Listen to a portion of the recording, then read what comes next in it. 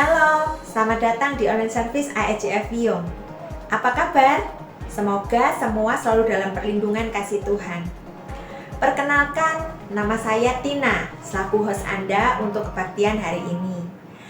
Saya ingin menyambut Anda yang baru pertama kali bergabung dengan online service kami. Selamat datang, kami sangat senang dapat melayani Anda. Saudara, apabila Anda mempunyai pokok doa atau pergumulan yang ingin Anda doakan bersama kami, ataupun Anda ingin membagikan pokok doa Anda yang sudah terjawab, silahkan klik tautan di bawah ini dan kami akan berdoa bersama-sama dengan Anda. Kami juga mempunyai kelompok kecil yang dinamakan iCare. Jangan lupa untuk bergabung dengan iCare yang tersedia. Silakan follow sosial media kami agar Anda dapat terus terhubung dengan kami. Sesaat lagi kita akan masuk dalam ibadah. Persiapkan hati, berikan penyembahan yang terbaik untuk Tuhan kita. Selamat beribadah, Tuhan Yesus memberkati.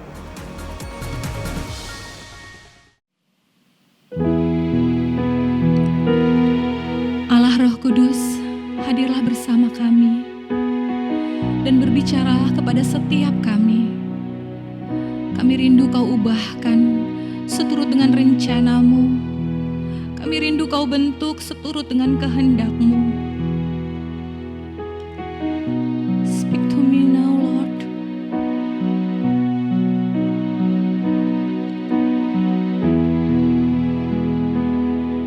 Holy Spirit.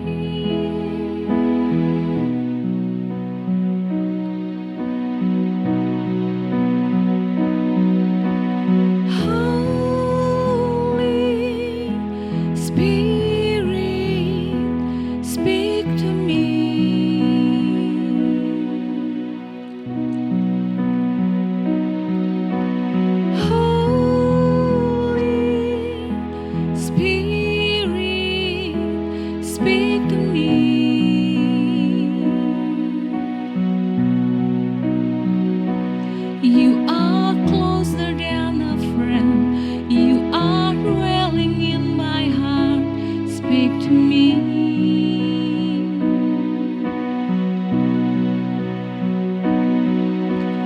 Holy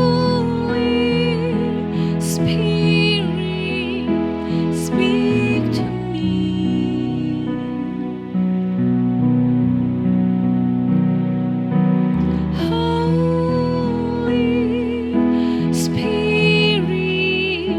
Speak to me.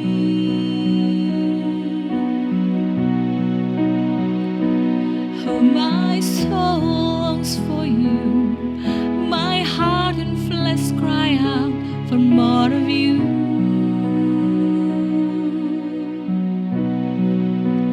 More of you. More of you.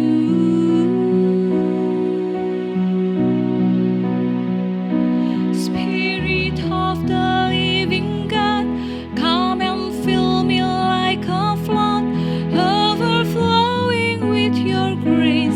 Let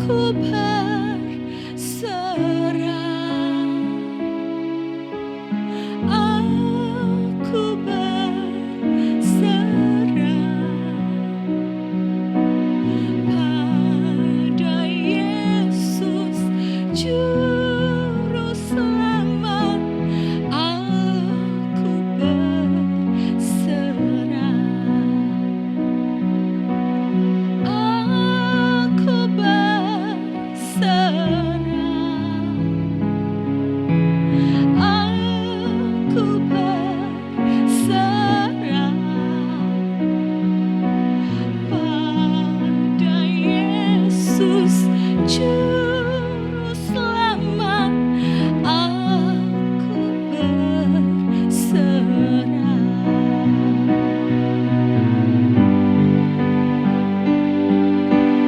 Aku berserah. Aku berserah pada Yesus Juru Selamat. Aku berserah pada Yesus Juru Selamat. Aku berserah.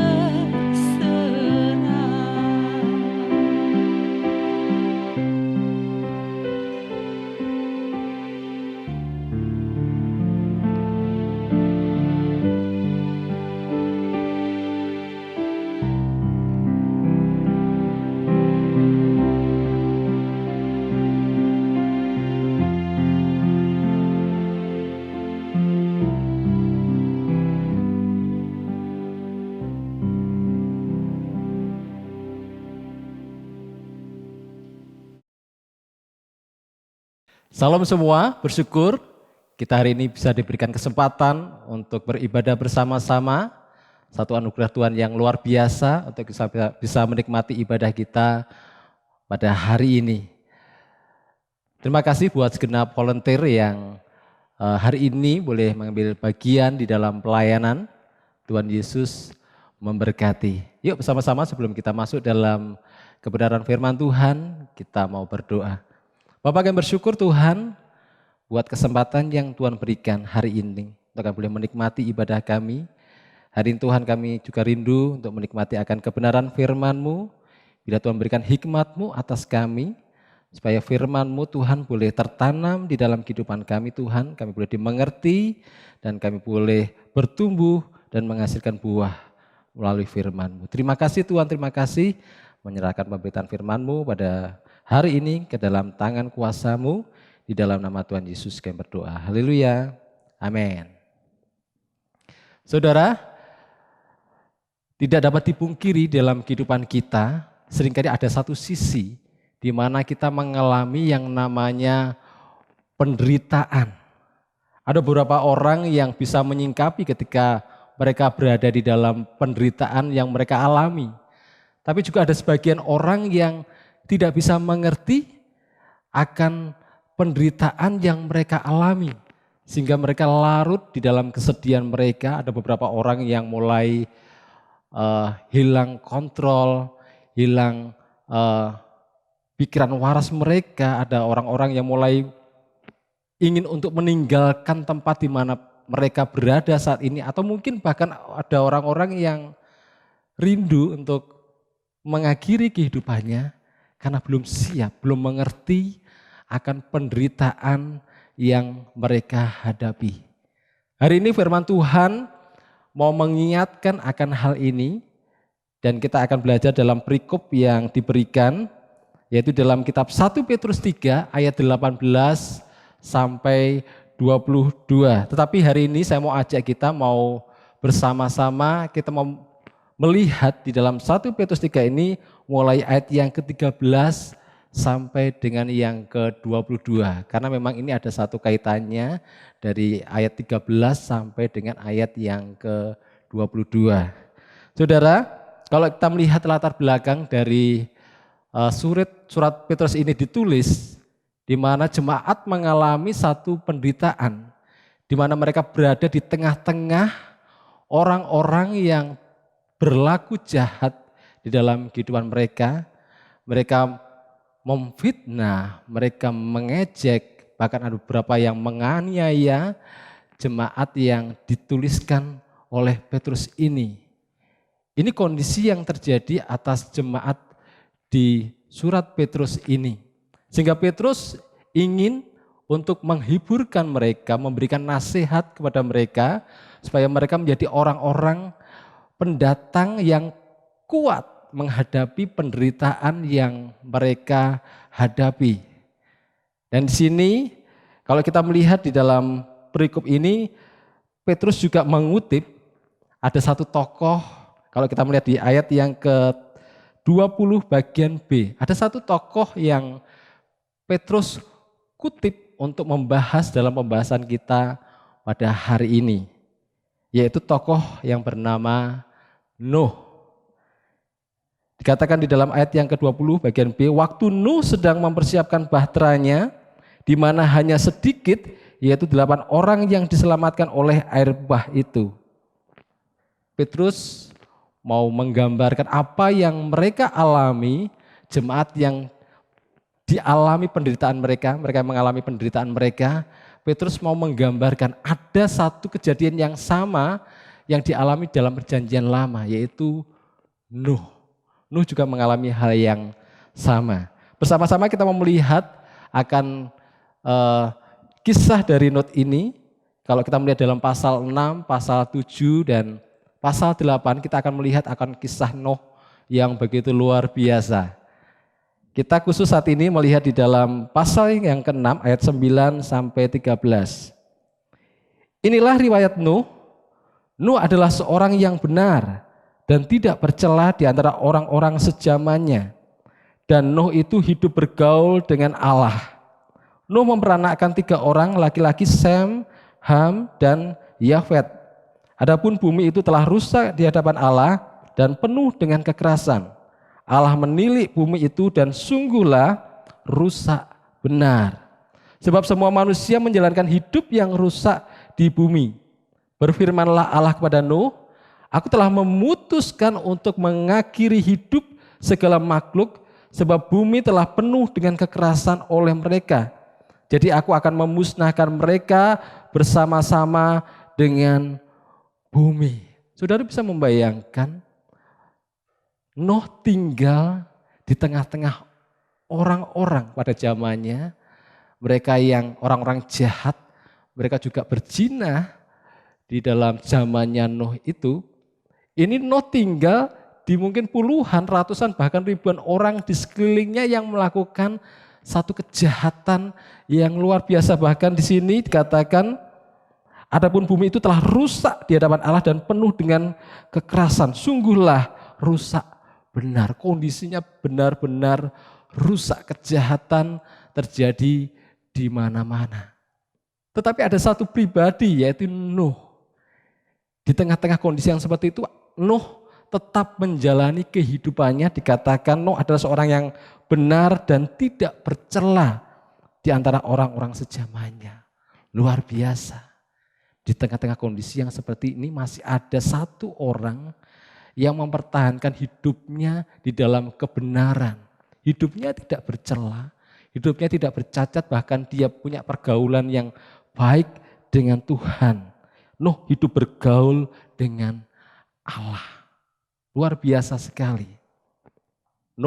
Nuh masih bisa bertahan dalam kehidupannya untuk tetap hidup di dalam kebenaran. Saudara, bagaimana dengan saudara dan saya khususnya ketika kita diperhadapkan seperti zamannya Nuh? Orang-orang di sekeliling kita yang melakukan satu kejahatan. Apakah saudara mau mengikuti mereka atau saudara masih tetap tinggal di kebenaran? Satu hal yang sangat susah sekali, sulit sekali ketika kita diperhadapkan pada kondisi yang seperti itu. Saudara, beberapa waktu yang lalu kita pernah melayani satu tempat di Gresik, ya, di daerah Katimoho, Gresik. Jadi kita tim melayani di sana dan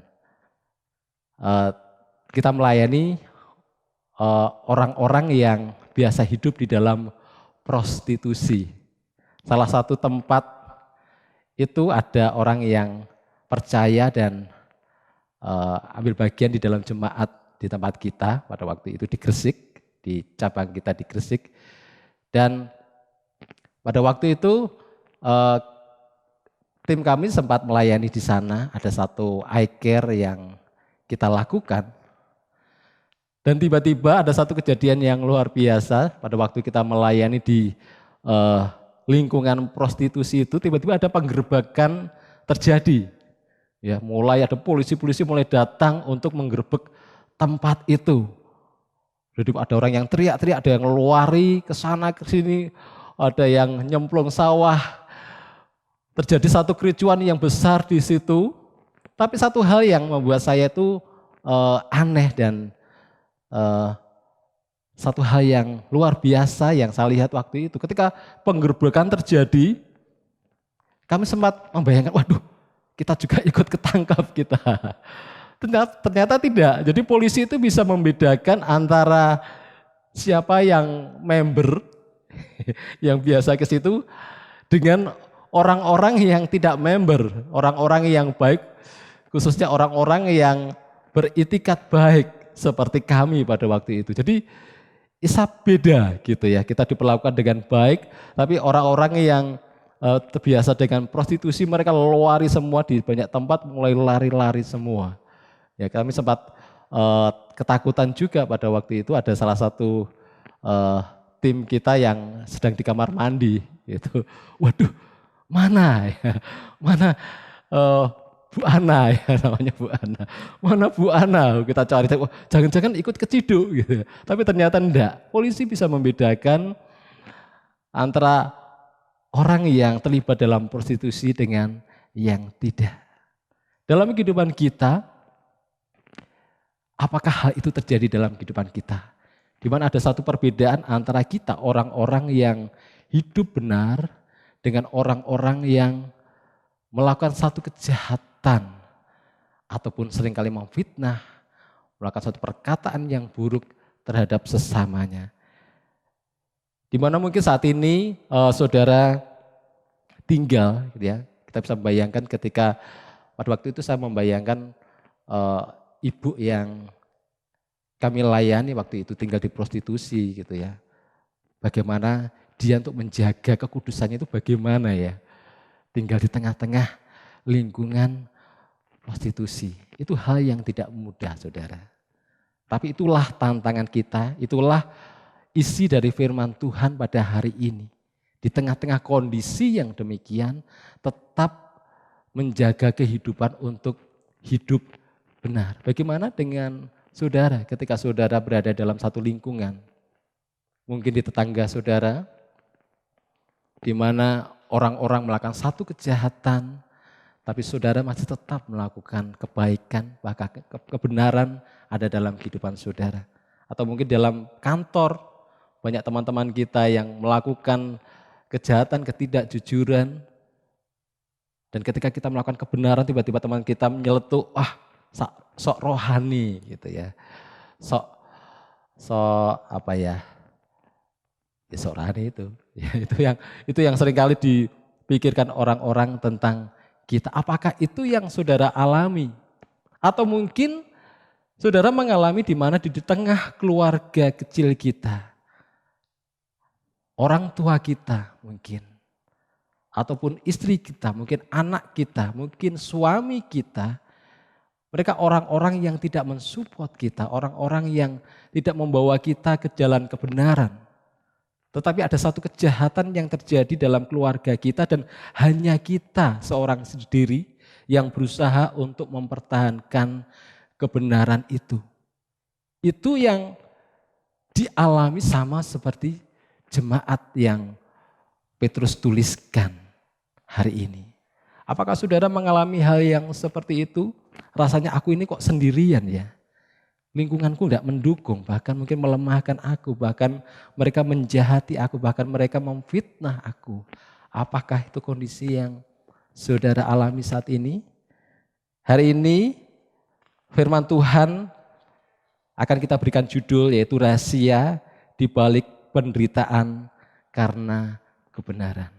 Rahasia di balik penderitaan karena kebenaran. Ada dua rahasia di sini yang mau sama-sama kita renungkan. Rahasia yang pertama adalah ada kebahagiaan di balik penderitaan karena kebenaran.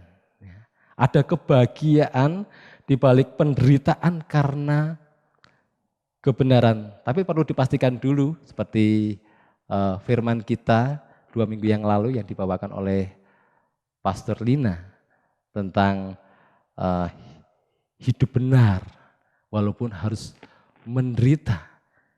Kita perlu pastikan dulu bahwa posisi kita menderita ini karena kita menjalankan satu kehidupan yang benar.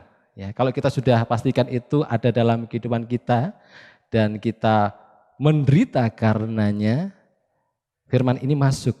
Saudara adalah bagian dari orang-orang yang disebut berbahagia. Dalam ayat yang ke-14 katakan 1 Petrus 3 ayat 14, tetapi sekalipun kamu harus menderita juga karena kebenaran, kamu akan berbahagia. Sekalipun kan kamu harus menderita juga karena kebenaran, kamu akan berbahagia. Berbahagianya karena apa? Bukan karena satu tontonan atau satu kondisi yang indah yang kita bisa tertawa atau kita bisa senang dengan apa yang kita lihat. Tapi berbahagianya di sini adalah di mana ada kebahagiaan yang dari dalam. Kalau kita melihat selanjutnya di ayat yang ke-15, tetapi kuduskanlah Kristus dalam hatimu sebagai Tuhan. Sebab itu janganlah kamu takuti apa yang mereka takuti dan janganlah gentar, tetapi kuduskanlah Kristus di dalam hatimu sebagai Tuhan. Ketika kita berada di dalam kebenaran, kita mengkuduskan Kristus di dalam hati kita sebagai Tuhan di dalam kehidupan kita, ada satu kebahagiaan yang muncul dalam kehidupan kita. Ya, tidak ada satu tuduhan, tidak ada satu keinginan yang menjerat kita, ada satu kebahagiaan yang tiba-tiba muncul ketika kita benar-benar hidup di dalam kebenaran firman Tuhan, menjadikan Yesus sebagai Tuhan di dalam kehidupan kita. Di dalam ayat 17 juga dikatakan, sebab lebih baik menderita karena berbuat baik, jika hal itu dikehendaki Allah daripada menderita karena berbuat jahat. Lebih baik menderita karena berbuat baik. Ada kata lebih baik. Dikatakan ini satu kondisi, satu pilihan yang tepat, satu pilihan yang baik sekali ketika kita memilih lebih baik menderita karena berbuat baik. Saudara, ketika kita menderita karena kita melakukan satu kebenaran, firman Tuhan katakan, engkau adalah orang-orang yang berbahagia. Bahkan di dalam Matius 5 ayat 10 sampai 12 dikatakan, berbahagialah orang yang dianiaya oleh sebab kebenaran, karena merekalah yang mempunyai kerajaan surga. Ayat yang ke-11, berbahagialah kamu jika karena kamu dicela dan dianiaya dan kepadamu difitnahkan segala yang jahat. Bersukacitalah dan bergembiralah karena upahmu besar di surga. Sebab demikian juga telah dianiaya nabi-nabi yang sebelum kamu. Matius juga memberikan satu komentar di sini, orang-orang yang mengalami satu aniaya, satu penderitaan karena hidup di dalam kebenaran, ini adalah ciri-ciri dari orang yang mempunyai kerajaan surga. Warga kerajaan surga. Di mana mereka menderita. Tetap karena kebenaran, itu disebut sebagai orang yang berbahagia. Dan upah kita besar di surga. Ya, ada kebahagiaan di balik penderitaan karena kebenaran. Bagaimana dengan saudara dan saya ketika penderitaan itu datang? Apakah kita bisa mengerti ini? Ini waktunya kita berbahagia. Kenapa berbahagia? Karena Tuhan akan memunculkan satu kebahagiaan yang dari dalam, yang selama ini mungkin kita tidak pernah rasakan.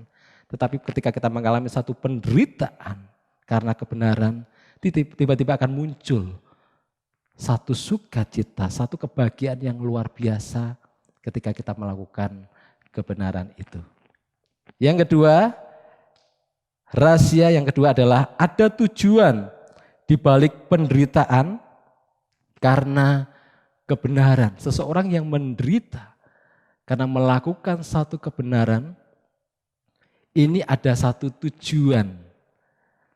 Ya, kalau kita ini ada dua tujuan. Tujuan Kristus, kita bisa melihat di sini dalam ayat yang ke-18, sebab juga Kristus telah mati sekali untuk segala dosa kita, Ia yang benar untuk orang-orang yang tidak benar, supaya Ia membawa kita kepada Allah.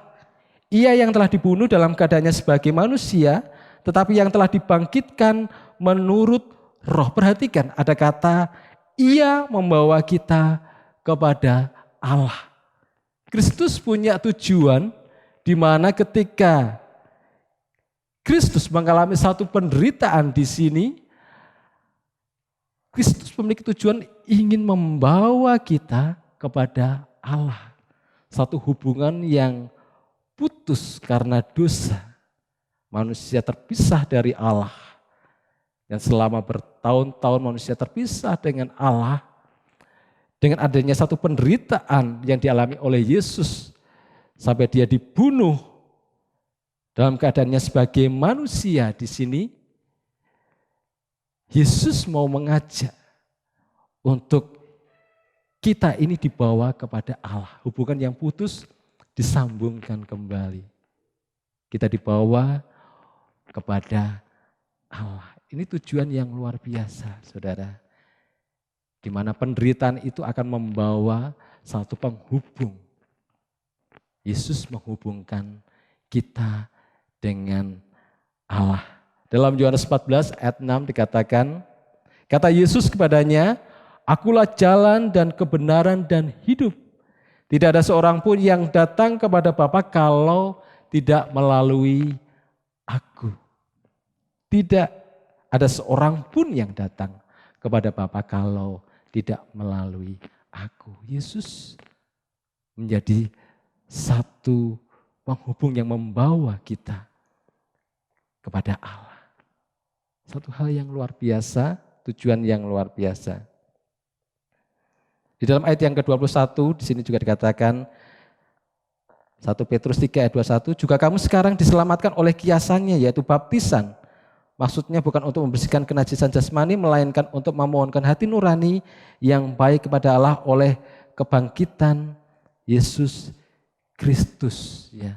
Tinggal kita meresponi akan panggilan Tuhan gitu, ya. Pada waktu kita meresponi di sini, di mana kita adalah bagian dari orang-orang yang berjumpa dengan Allah oleh karena kita percaya menjadikan Yesus sebagai Tuhan dan Juru Selamat. Di Tuhan ada tujuan Kristus, ada juga tujuan kita. Kalau kita melihat di dalam ayat yang ke-16 bagian B, supaya mereka yang memfitnah kamu karena hidupmu yang saleh dalam Kristus menjadi malu karena fitnahan mereka itu.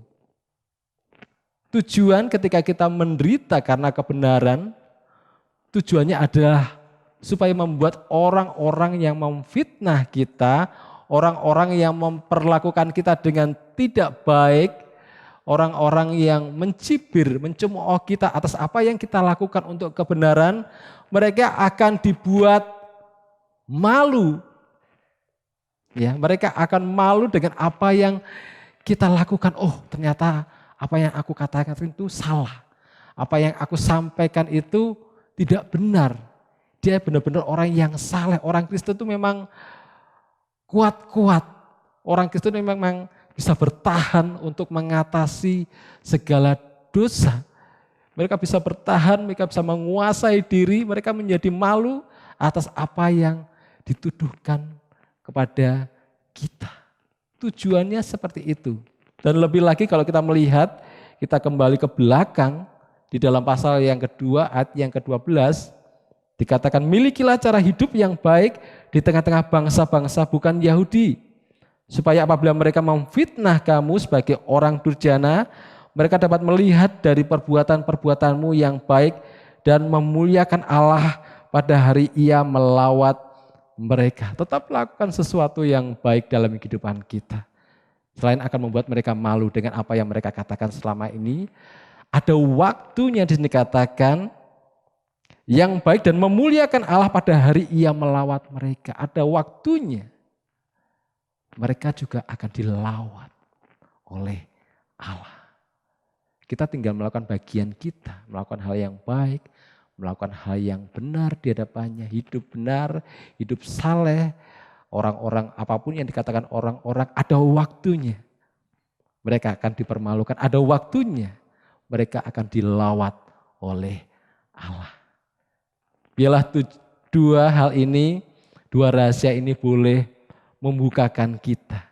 Ketika kita menghadapi satu penderitaan karena kebenaran, ingat ada dua rahasia yang firman Tuhan sampaikan pada hari ini. Ada kebahagiaan di balik penderitaan karena kebenaran. Yang kedua, ada tujuan di balik penderitaan karena kebenaran. Tentunya banyak orang-orang yang akan diselamatkan. Banyak orang-orang yang akan datang kepada Yesus Tuhan. Karena kita melakukan bagian kita untuk kita hidup benar di hadapan Allah. Puji Tuhan, biarlah hari ini kita boleh diingatkan kembali akan firman Tuhan, tetaplah hidup benar walaupun mungkin tetangga kita, orang-orang di kantor kita, bahkan mungkin keluarga kita tidak mendukung kita. Tetaplah berada di dalam kebenaran. Supaya hidupmu akan bercahaya, hidupmu akan menjadi terang, dan membawa banyak orang datang kepada Allah. Puji Tuhan, bersama-sama kita mau berdoa, kita mengakhiri firman Tuhan pada hari ini. Bapak, kami bersyukur Tuhan buat firman-Mu. Biarlah firman-Mu boleh mengingatkan kami. Kami semakin dimengerti ketika penderitaan itu datang di dalam kehidupan kami. Karena kami melakukan kebenaran. Kami percaya bahwa Engkau bekerja atas kondisi ini Tuhan. Ada satu kebahagiaan yang muncul di dalam kehidupan kami yang paling dalam. Ada satu pemakaian Tuhan yang luar biasa dalam kehidupan kami Tuhan. Untuk kami boleh menjadi terang. Orang akan melihat Engkau di dalam kami Tuhan. Meteraikan firman-Mu dan biarlah firman-Mu Tuhan boleh menjadi rema di dalam kehidupan kami. Semakin kami siap untuk menghadapi akan penderitaan yang sudah ataupun yang akan kami hadapi. Karena kami tahu Engkau bersama-sama dengan kami Tuhan. Terima kasih Tuhan, terima kasih kami bersyukur buat kebenaran firman-Mu. Engkau sungguh baik Tuhan. Mari bersama-sama kita akan mengakhiri ibadah kita pada hari ini. Kita mau angkat tangan kita mohon berkat Tuhan. Turunlah kiranya damai sejahtera, sukacita daripada Roh Kudus boleh menyertai kita dari hari ini sampai selama-lamanya. Tuhan Yesus sebagai gembala yang baik memberkati kami semua. Terima kasih Tuhan, dalam nama Tuhan Yesus kami berdoa. Haleluya. Amin. Puji Tuhan, selamat berjumpa minggu depan. Tuhan Yesus memberkati.